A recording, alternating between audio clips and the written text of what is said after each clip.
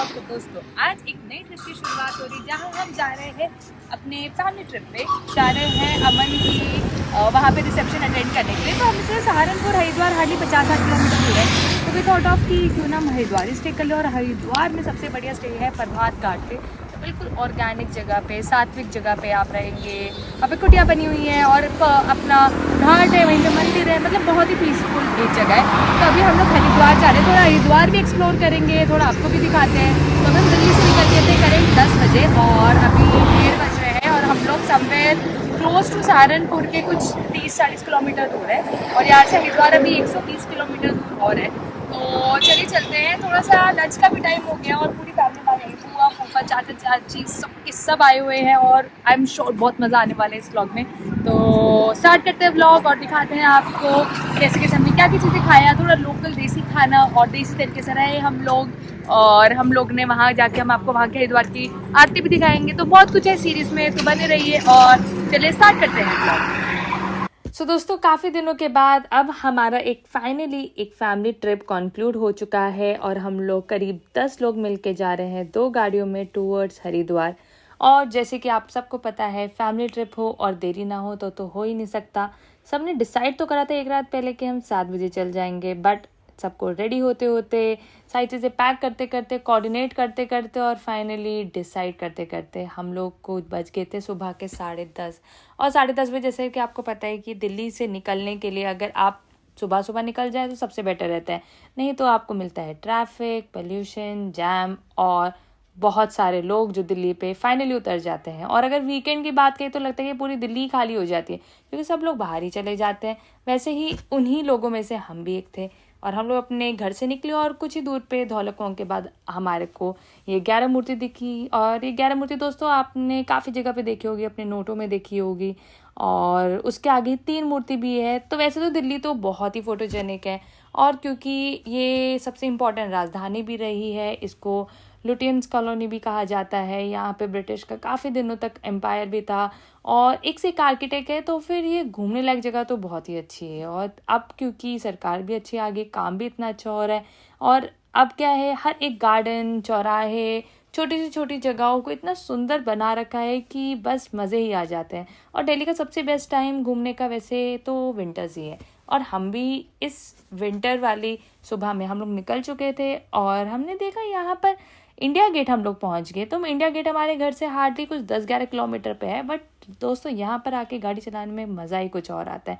बिल्कुल खुली खुली सड़कें और आपको दोनों साइड पे एक अच्छा व्यू मिलेगा। यहीं पर 26 जनवरी की परेड होती है, उस टाइम तो इतना लाउड नहीं होता यहाँ पर लेकर आना गाड़ियाँ, बट वैसे आप कभी भी आप यहाँ पे आ जा सकते हैं। और यहीं पर आपको अलग अलग जगह के लोग भी मिल जाएंगे। यहाँ पर काफ़ी सारे लोग आते हैं, हर स्टेट, हर एक रीजन के लोग यहाँ पर आते हैं घूमने के लिए, क्योंकि अब ना इतना सुंदर बना दिया है कि हर एक इंसान दिल्ली में आके बसना चाहता है। और दिल्ली है ही कुछ ऐसी, सबको अपने साथ संजो लेती है, सब लोग यहाँ पे आके एडजस्ट हो जाते हैं।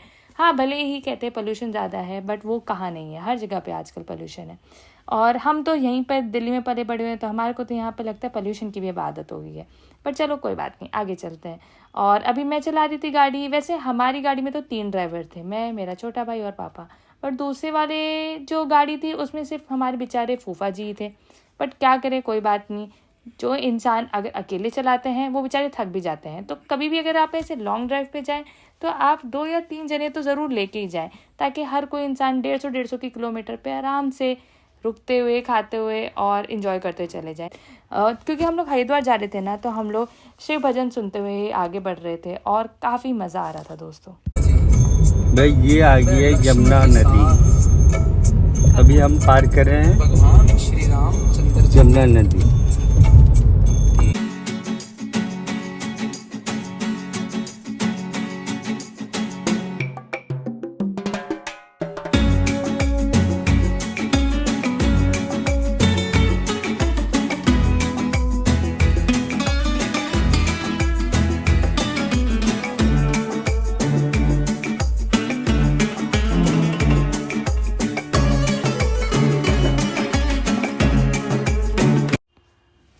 सो गाइस, अगर आप सहारनपुर या फिर हरिद्वार या ऋषिकेश लगाए तो गूगल मैप्स आजकल दिल्ली देहरादून हाईवे की तरफ चढ़ा दे रहा है। और ये है एग्जैक्ट दिल्ली देहरादून हाईवे, जो कि अभी कमिट कर रहे हैं कि 3.5 घंटे में आप दिल्ली से देहरादून पहुंच सकते हैं।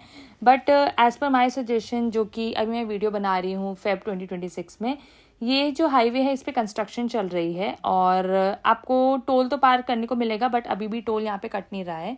तो आप मेक श्योर करना कि आप बागपत वाले रूट से जाएं ताकि आप कहीं पर भी फंसे ना।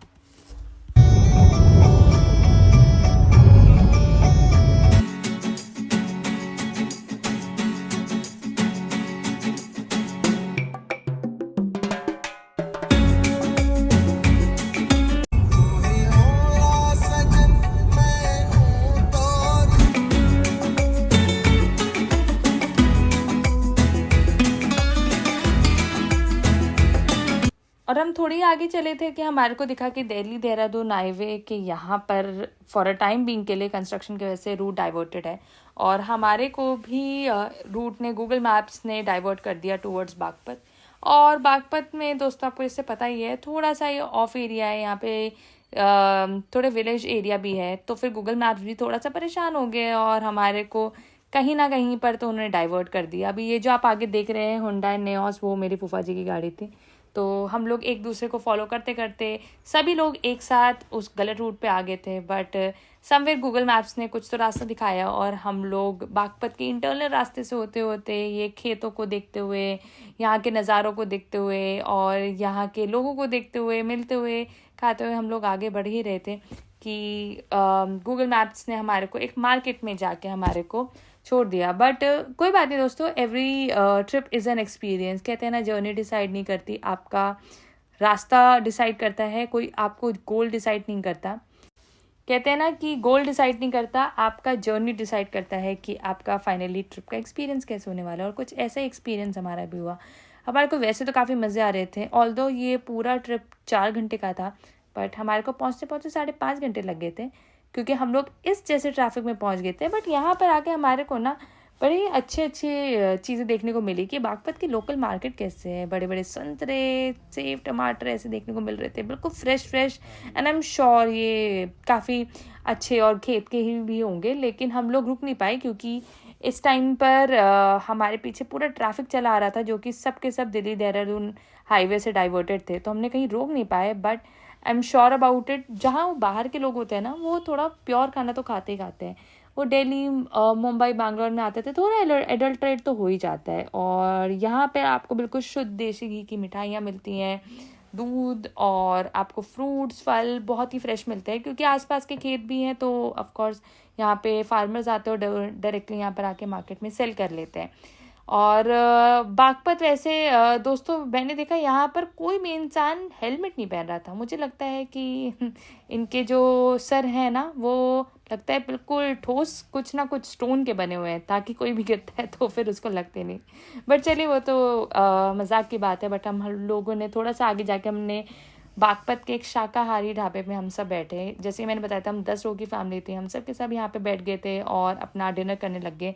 और अब मानेंगे दोस्तों, सिर्फ 992 रुपये में हम सब लोगों ने भरपेट खाना खा लिया क्योंकि हम सुबह जल्दी निकले थे ना, तो फिर हम लोग इतना खाना खा नहीं पाए थे। तो सब ने रोटी, चावल, दाल मखनी क्या नहीं खाया और A1 टेस्ट था। तो अपना हम लोगों ने लंच पूरा करा और आगे निकले गए हम सहारनपुर की तरफ, जो कि अब हार्डली 30 किलोमीटर बचा हुआ था। और क्योंकि जैसे कि मैंने बताया, हम सहारनपुर ऋषिकेश से की तरफ जाते हुए हम लोग हरिद्वार पे रुके थे और हरिद्वार में हम लोगों ने आके अपना स्टे करा, तो वो हम आपको दिखाएंगे नेक्स्ट व्लॉग में। तो जैसे कि